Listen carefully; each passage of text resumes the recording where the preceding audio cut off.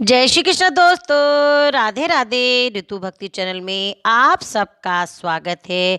आज श्रीमद् भागवत महापुराण में तृतीय स्कंद में कपिल द्वारा अपनी माता को समझाने का एक मार्ग समझाया है।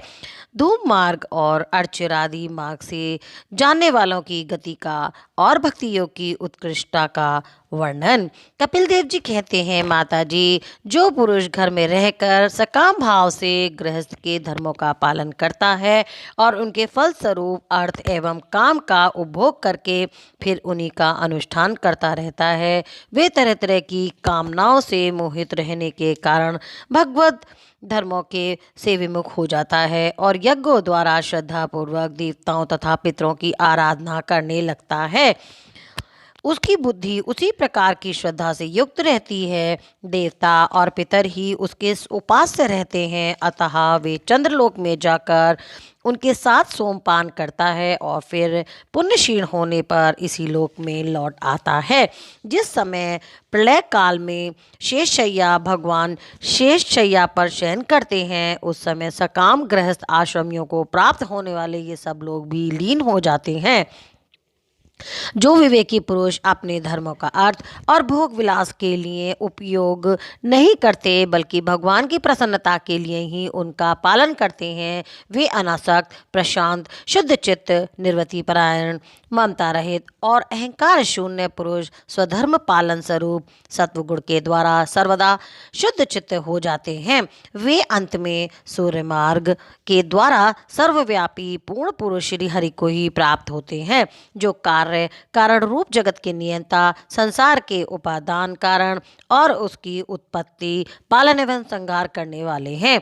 जो लोग परम आदित्य दृष्टि से हिरण्यागर्भ की उपासना करते हैं, वे दो पदार्थ में होने वाले ब्रह्मा जी के प्रलय पर्यंत उसके सत्यलोक में ही रहते हैं। जिस समय देवादिदेव श्रेष्ठ ब्रह्मा जी अपने द्वीप पदार्थ काल में अधिकार को भोग कर पृथ्वी, जल, अग्नि, वायु, आकाश, मन, इंद्रिय, उनके विषय और अहंकार रहित के सहित संपूर्ण विश्व का संहार करने की इच्छा से त्रिगुणात्मक प्रगति के साथ एक रूप होकर निर्विशेष परमात्मा में लीन हो जाते हैं, उस समय प्राण और मन को जीते हुए वे विरक्त योगीगण भी देह त्याग कर उन भगवान ब्रह्मा जी में ही प्रवेश करते हैं और फिर उन्हीं के साथ परमानंद स्वरूप पुराण पुरुष परम ब्रह्म में लीन हो जाते हैं। इससे पहले वे भगवान में लीन नहीं हुए, क्योंकि अब तक उनके अहंकार शेष रह गए थे। इसीलिए माता जी, अब तुम भी अत्यंत भक्ति भाव से उन श्री हरि की शरण में जाओ। समस्त प्राणियों का हृदय कमल ही उनका मंदिर है और तुमने भी मुझसे उनका प्रभाव सुन ही लिया है। वेदगर्भ ब्रह्मा जी भी, जो समस्त स्थावर जंगम प्राणियों के आदि कारण हैं, मारीची और ऋषियों, योगेश्वरों, सनकादिकों और योग प्रवर्तक सिद्धों के सहित निष्काम कर्म के द्वारा आदि पुरुष श्रेष्ठ सगुण ब्रह्म को प्राप्त होकर भी भेद दृष्टि और कर्तव्य अभिमान के कारण भगवत इच्छा से सब सर्ग काल उपस्थित होता है। तब काल रूप ईश्वर की प्रेरणा से गुणों में शोभ होने पर फिर पूर्वतः प्रकट हो जाते हैं। इसी प्रकार पूर्वोक्त ऋषिगण भी अपने अपने कर्म अनुसार ब्रह्मलोक के ऐश्वर्य को भोग कर भगवत इच्छा से गुणों में क्षेम होने पर पुनः इस लोक में आ जाते हैं। जिनका चित्त इस लोक में आसक्त है और जो कर्मों में श्रद्धा रखते हैं, वे वेद में कहे हुए काम में और नित्य कर्मों का सांगोपांग अनुष्ठान करने में ही लगे रहते हैं। उनकी बुद्धि रजोगुण की अधिकता के कारण कुंठित रहती है, हृदय में कामनाओं का जाल फैला रहता है और इंद्रियां उनके वश में नहीं होती। बस अपने घरों में ही आसक्त होकर वे नित्य प्रति पितरों की पूजा में लगे रहते हैं। ये लोग अर्थ, धर्म और काम के ही का परायण होते हैं। इसीलिए जिनके महान पराक्रम अत्यंत कीर्तनीय हैं, उन भव भयहारी श्री मधुसूदन भगवान की कथा वार्ताओं से तो ये विमुख ही रहते हैं। हाय विष्टा भोजी कुकर शुकर आदि जीवों के विष्टा चाहने के समान जो मनुष्य भगवत कथा अमृत को छोड़कर निंदित विषय वार्ताओं को सुनते हैं, वे तो अवश्य ही विधाता के मारे गए हैं। उनका बड़ा ही मंद भाग है। गर्भाधान से लेकर अंत्येष्टि तक सब संस्कारों को विधि पूर्वक करने वाले ये सकाम कर्मी सूर्य से दक्षिण ओर से पर पितृयान या धूम्रमार्ग में पितृश्वर अर्यमा के लोक में जाते हैं और फिर अपनी ही संतति के वश में उत्पन्न होते हैं। माता जी पितृलोक के भोग भोग लेने पर जब उनके पुण्य क्षीण हो जाते हैं, तब देवता लोग उन्हें वहाँ के ऐश्वर्यच्युत कर देते हैं। फिर उन्हें विवश होकर तुरंत ही इस लोक में गिरना पड़ता है। इसीलिए माता जी जिनके चरण कमल सदा भजने योग्य हैं, उन भगवान का तुम उन्हीं के गुणों का आश्रय लेने वाली भक्ति के द्वारा सब प्रकार से भजन करो। भगवान वासुदेव के प्रति किया हुआ भक्ति योग तुरंत ही संसार में वैराग्य और ब्रह्म साक्षात्कार रूप ज्ञान की प्राप्ति करा देता है।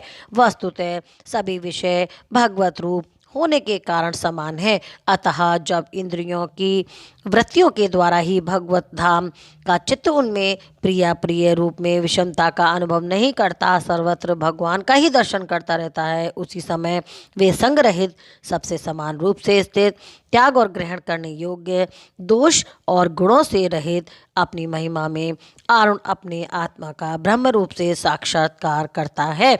वही ज्ञान रूप है, वही परम ब्रह्म है, वही परमात्मा है, वही ईश्वर है, वही पुरुष है और वही एक ही भगवान स्वयं जीव शरीर विषय और इंद्रिय आदि अनेक रूपों में प्रतीत होता है। संपूर्ण संसार में आसक्ति का अभाव हो जाना बस यही योगियों के सब प्रकार के योग साधन का एकमात्र अभीष्ट फल है। ब्रह्म एक है, ज्ञान रूप और निर्गुण है, तो भी वे ब्रह्मवृत्तियों वाली इंद्रियों के द्वारा भ्रम भ्रांतिवश शब्द आदि धर्मों वाले विभिन्न पदार्थों के रूप में भास रहा है। जिस प्रकार एक ही परम ब्रह्म महतत्व वैकारिक राजस और तामस तीन प्रकार का अहंकार पंच महाभूत एवं 11 इंद्रिय रूप बन गया है और फिर वही स्वयं प्रकाश इनके संयोग से जीव कहलाया है, उसी प्रकार उस जीव का शरीर रूप ये ब्रह्मांड भी वस्तुतः ब्रह्म ही है, क्योंकि ब्रह्मा से ही इसकी उत्पत्ति हुई है।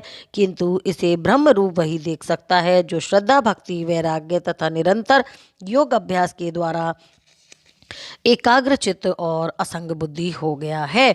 पूजनीय माता जी, मैंने तुम्हें ये ब्रह्म साक्षात्कार का साधन रूप ज्ञान सुनाया है। इसके द्वारा प्रगति और पुरुष के यथार्थ स्वरूप का बोध हो जाता है। देवी निर्गुण ब्रह्म विषय ज्ञान योग और मेरे प्रति किया हुआ भक्ति योग, इन दोनों फल का एक ही है। उसमें ही भगवान उसे ही भगवान कहते हैं। जिस प्रकार रूप रस एवं गंध आदि अनेक गुणों का आश्रयभूत एक ही पदार्थ भिन्न भिन्न इंद्रियों द्वारा विभिन्न रूप से अनुभूत होता है, वैसे ही शास्त्र के विभिन्न मार्गों द्वारा एक ही भगवान की अनेक प्रकार से अनुभूति होती है।